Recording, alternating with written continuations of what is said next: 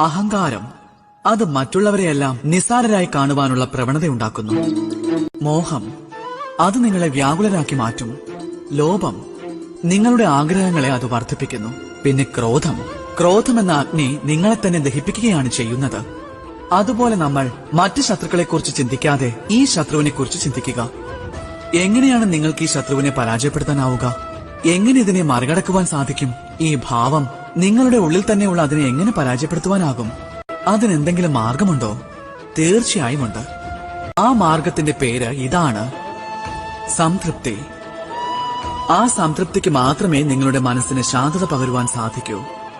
ആ സംതൃപ്തിക്ക് മാത്രമേ നിങ്ങളെ ജീവിതത്തിലെ സന്തോഷത്തിന്റെയും സുഖത്തിന്റെയും സാഗരത്തിലേക്ക് കൊണ്ടുപോകുവാനും കഴിയൂ. അതിനാൽ ജീവിതത്തിൽ എപ്പോഴും സംതൃപ്തരായിരിക്കൂ. നമ്മുടെ പക്കലുള്ളതിൽ ആനന്ദം കണ്ടെത്തിയാലും ജീവിതം കൂടുതൽ സന്തോഷം നിറഞ്ഞതാകും.